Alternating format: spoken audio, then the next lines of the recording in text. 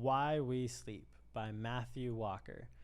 This is the type of information and the type of book that you absolutely need to read, because you won't find this kind of information really anywhere.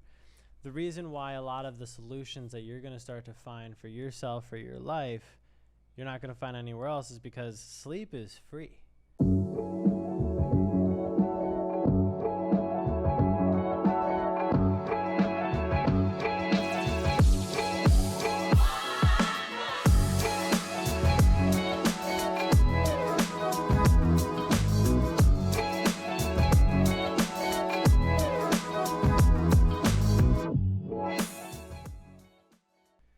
Sleep is one of those things that I want to go ahead and ask you a question that he goes ahead and poses to us, being, what would be the more normal state of being for humans? Is it when we're awake, or is it when we're asleep? What is truly normal? And I really love this book because when he starts, he really begins from where we as humans originated, and then through history, a lot of where we are today, and then going into medical ailments, medical practices, and then derivatives from there. So giving a little glimpse of what he talks about in the very beginning is one of the big advantages for us as humans, aside from us being able to defend each other, is that we, compared to monkeys, stopped living in trees. We would sleep on the ground, which allowed us to lay completely flat. And when we could lay completely flat, it allowed our brains to go into perhaps a lot more deep of a sleep because, well, when we can spend a lot more of our blood, our nutrients, our energy inside going towards these aspects of our brain or places in our brain to really push certain other functions, a lot more things can be happening. From here, you've likely heard of NREM and REM sleep, or non-rapid eye movement and rapid eye movement. So to give you a quick distinction between non-REM and REM is, think of when your eyes are fluttering really fast and when they're not. When they're fluttering really fast is REM, and when they're not, non-REM, is non-REM. So if this being the case, that is being the case between these two, non-REM is going to be a lot like a very long type of brainwave. You can think like a radio wave. And then from there, you can think like a gamma wave, and with that REM being very high frequencies. So when you're in non-REM, this is going to be a lot more of the inner functions for your body. You're not really going to be dreaming. It's just going to be very regenerative and memory consolidation. So then from there, when you're going into REM, this comes into a lot more of the creativity and a level of problem solving, perhaps for any trauma that you may have. And so especially if you have some level of PTSD, it is said that sleep can help you really repair and move through those types of problems or ailments. It's obviously not perfect, and depending on severity, always consult your doctor, physician, or whomever. But from a doctor, sleep can be very, very, very powerful on a regenerative state. So when it comes to you sleeping, you've likely also heard of your circadian rhythm. If not, your circadian rhythm is when you are more awake and less awake and likely to go to sleep. And so typically this will follow the sun, right? From here, though, especially from young people to children, to young people, to young adults, and then to elders, etc., the circadian rhythm will naturally change, and it comes from a very biological place. And so from here, there's 3 different types of sleep cycles. You have polyphasic, which meaning poly, multiple, and then the phasic going into sleep. So with that being multiple times a day. Think 8 to 9 hours of sleep, maybe 6 to 9, and then from there, spread out over multiple periods of the day. You then have biphasic, so you can think of biphasic like bipedal, right? Bi meaning 2. And so then from there, biphasic, you'll sleep at 2 different times of the day. For example, when I used to live in Hawaii, I had a lot of business in the East Coast, but I was 6 hours behind in time. So I would wake up at 1:30 in the morning, 2 a.m. I would work until 11 a.m. and then I would sleep for an hour and a half. I would work from 1 until 5 or whatever else I would want to do. And then from there, I would go to sleep probably around 7 p.m. as the sun's going down, and then sleep until about 1:32 a.m. So from there, I typically got about 7.5 hours of sleep split up over 2 different times. And then you come into the more popular, which is monophasic. Monophasic being mono or one, singular. And so this is what most people, especially in Western societies, will do. Because like biphasic's like the siestas, the afternoon naps, like in Spain and different places in Europe. So from here, monophasic is what a lot of the Western society does, where you sleep just at one time, and from there you'll probably sleep, 6, 8, 9 hours all at once.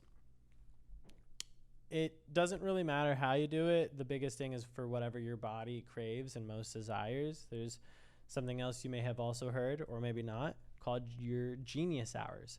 If you go to the other episode on time management and time blocking, genius hours are the times of the day where you are really just the most awake. But so when you look at teenagers, for example, they tend to stay awake a lot longer. But the thing is, and this is one of the big contradictions or tough parts, especially with school, is they want us to be at school at like freaking some schools 6:30 in the morning. But I know for myself, like I had to be in homeroom by 8 a.m.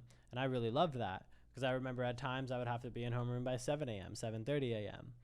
And from here, your brain's not necessarily the most optimized or awake, but for some reason, especially teenagers might be super awake a little bit later, especially in the evenings. And this is a biological reality and on purpose, because this is supposed to be a time when the old would go to sleep and the young would tend to stay awake more. And this is where it would allow them to flex their potential maturity. Go out into the world without the supervision and experience that independence. Similarly, this also was good on a biological side with potential predators in staying awake at different times of the day, even at night, in case of any danger, so that you could obviously go and help the family or the tribe in case of potential harm or duress. So you're going to experience these different things, especially in infants, newborns. It's all polyphasic. This is why you'll have parents freaking out like, oh my goodness, I was just awake at 2 in the morning.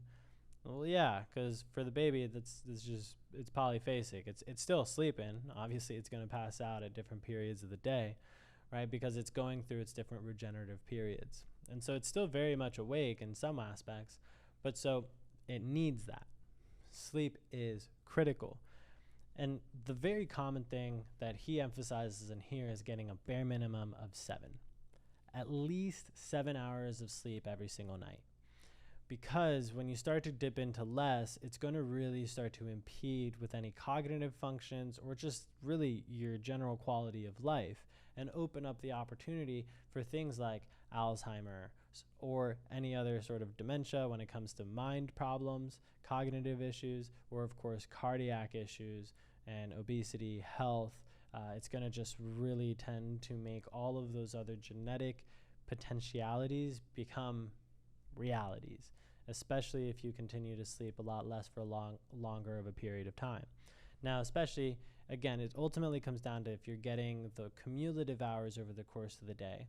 So the biggest rule of thumb I can offer, and that Matthew can offer, being to get at least 2 hours of sleep, at least 1 hour of sleep for every 2 hours of being awake.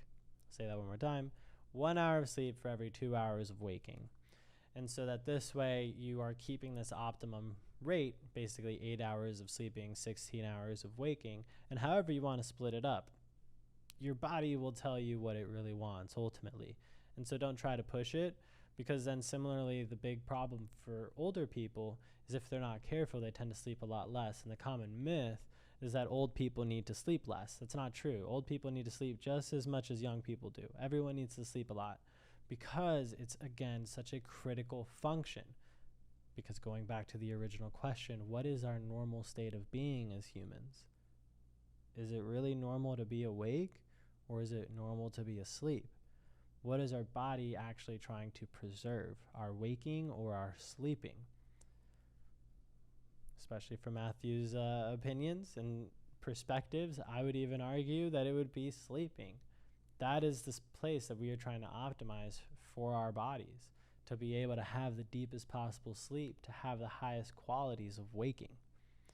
And so when we're able to do so, but the problem being when people aren't doing so, going below 7 hours or consistently below 6 hours of sleep, and convince themselves, perhaps you convincing yourself, that that's okay. But you felt it. You know that it doesn't tend to be that hot of a day. Because what tends to happen is when you are at a lack of sleep, all of the normal things that would happen, you're just going to be more sensitive to. Good news and bad news. So you get hit with bad news, it's going to wreck you way harder. You get hit with good news, it's going to excite you way more. But so it's you can play with it. It's like fire. Play with it. You might cook something delicious, or you'll just burn yourself. So you have to be careful with that. It's not like you can't get away with it, because eventually, I guess, you might, but you really won't. Because the thing is once you lose sleep, you lose it. There is no such thing as, okay, yeah, I will go ahead and make up this lost sleep. Once it's lost, it's lost. And so again, sleep is very critical to maintain, because a lot of people, perhaps you, may create a baseline around this lack of sleep and this lack of optimization or lack of quality of brain, of cognitive, of functionality, of physicality, of happiness and health. So be careful of that. And I promise you, the more you read, you will really understand the criticality of getting a lot of sleep. I know the highest qualities of my time have been when I tend to sleep more, not less. And I encourage you to try it. If not, try it. It's not going to hurt you to sleep more. I guarantee you. This is a net positive only.